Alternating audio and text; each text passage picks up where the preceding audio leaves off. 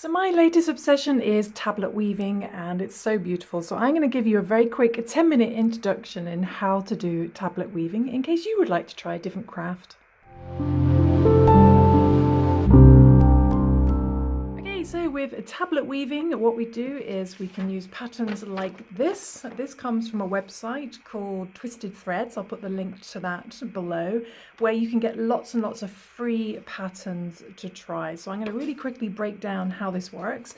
Here, I'm currently working on this design, as you can see here, with these little snake head type patterns, but I've also introduced my own pattern in between to make it a bit more interesting. And with tablet weaving, you use these, which are like little cards. They're called tablets, obviously, and usually they have 4 holes like this, and we thread the yarn through each hole in a certain way, and then we just twist them either forwards or backwards depending on the pattern to create our beautiful fabric. So let's begin. So first things first, let's have a quick look at the pattern, and the first thing you'll do is you'll choose your design, and I highly recommend finding one that repeats and is also twist neutral. And what twist neutral means is that the other end of your fabric will eventually get twisted like this, but if the pattern continues, this twist will undo as you work it along, and it just makes it a lot easier and less stressful trying to get all these twists out of your yarn later. So always look for a twist neutral pattern. This one isn't, so I'm having lots of fun with that.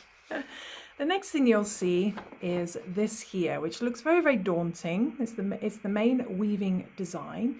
But to cut a long story short, when the background is white, that means you move the card forward. So you would move the card forward 1 rotation like this. Okay, so that's when the background is white here, and when the background is grey, you move it backwards. So you would move it 1 rotation towards you, so that's backwards. So forwards is away from you and backwards is towards you. Okay, so forwards is the white background and the grey background is 1 towards you, backwards. Okay, and obviously all these little colours here are the colours of your thread. So this one happens to be red, white and black. I happen to be using a grey, white and blue. So what we've got here then is this is how we set up our cards. These are the number of the cards. So I'm using 20 cards, which is quite extreme, so it's quite a lot. You can make much smaller ones. For example, this one here was using a lot less cards. I think it's probably about 8 cards or something like that. So that works up a lot quicker. It's really good for friendship bracelets as well. So it's very good in sort of beginner amounts of cards to use, or tablets I should be calling them.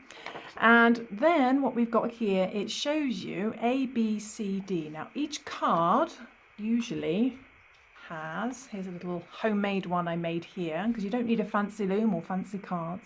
You can just get a bit of cardboard, quite thick cardboard, cut 4 holes into each corner, and then it's not the best font unfortunately, but if you can just about see here, this is the letter A.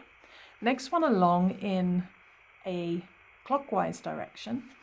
Next letter is B, next letter is C, and the last one is D. So that corresponds to this here, A, B, C, D. So if we look up the first one here, ignore the little diagonals at the bottom for now. You can see the first card, card number 1 here, which is going to be on your far left, is going to require all black yarn. So each hole you thread through a black yarn.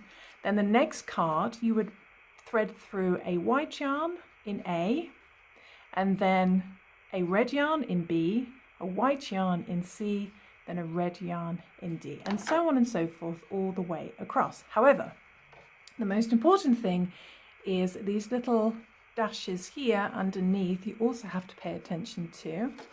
Now your cards at the front, so my front of this card is where the letters are on here, and then the front of your card always faces this direction, always, all the way across, okay, at least for these ones I'm working on. And what we then need to do is, if you've some patterns are different, but I'm going to go with the majority of the ones on Twisted Threads because they're the free patterns and the ones you can use. most of those have these little diagonal lines like this. Sometimes you see a Z or an S. That's a different thing altogether. And if you would like a tutorial in more detail on this, then I can go through all of that. But I just wanted to give you a quick 10-minute introduction. So what this represents here is, if it's facing, the front is facing left, then we're going to tilt our card to the same direction, which means you would then thread your yarn in this direction. So it'd be coming from the back. So we would thread our yarn in this direction. So it would come from the front, from the right side to the left side, from the back. Okay, but if your diagonal line is facing this direction, still with the front side facing left, facing this direction, you would thread your yarn from the front to the back, like so. Which I'm going to try and do. That's painful to watch, but you get the idea. So it would come from this direction. So if it's tilting this way, you can see it doesn't look right. You need to come from the back to the front. If it's tilting this way, you come from the front to the back. Hopefully that makes sense. And you do that all the way across, threading them into the correct hole as per the colour. And then eventually you end up with all your cards threaded like this. And you can see here, actually, this is actually this pattern. So you can see here, and this one was pointing this way. So you can see the threads have been threaded from the back to the front, but the next one along here is tilting this way, and you can see the threads are being threaded from the front to the back. And these are the front of my cards. They've got like a little logo there, so I know. I've had to make a little dash to represent A because these cards don't actually have letters. But once you've got them all threaded into the correct holes facing the right direction, so the front always faces left, can make a lot of mistakes, so always check before you get started, because there's nothing worse than realizing you've made a mistake halfway through. So always spend the time doing that. So once you've threaded all your cards, you then need to follow this pattern here. I'm actually just doing a really simple forward pass at the moment because I've worked my little snake head, so I'm doing like this little pattern here. So I'll just show you how to do that. So what you do is very much like all weaving, is we take our little shuttle wrapped up with separate yarn. I tend to pick a colour that's the same as the edging, so you don't get like a different colour appearing on the edging. And then we just thread that through the middle. So you need to make sure they're nicely separated, the top and the bottom away. Thread this through. Okay. And then I like to leave a little bit of loose yarn there. Just bring that down slightly. And then we just turn our cards. Now mine are all doing a little sort of separate pattern. So on here that would have a white background because they're all going to move forward. So and forward means they're going up basically. So I'm going to just do one turn and I'm just going to move them up all forward or up depending on your, I mean it's called forward and backwards, but it's like they're going up like so. Okay, so they've all moved one direction up, and as you can see that's created a little bit of tension down there.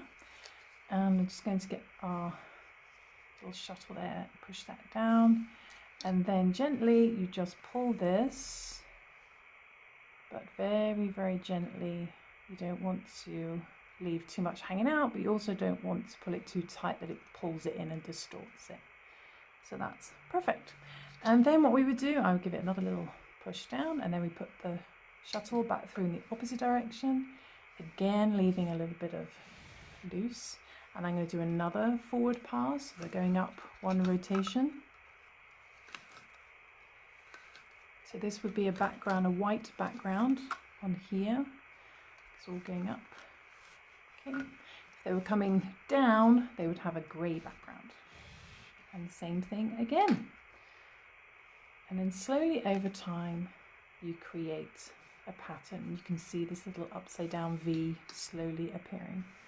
And then pull that very, very gently, like so. So that's a very quick introduction to tablet weaving, and what's really lovely about this pattern is it's double-sided. You get a beautiful design on the back as well.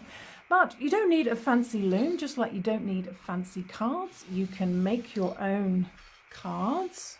You can make your own cards, just out of card, your own tablets out of card, like here, and just mark them with A, B, C, D.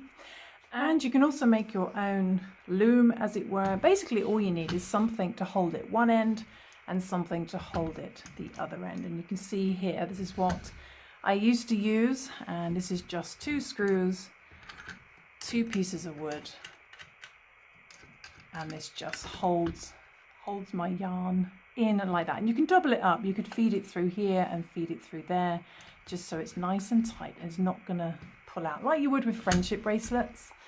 And the same the other end. That would then hold your yarn in place, and you could tablet weave something on there. And this is the one that came off this loom, so you could absolutely make your own loom as well. You could probably use a couple of clipboards, those like sort of things that hold notes. You could probably like sellotape 2 of those together if you wanted to.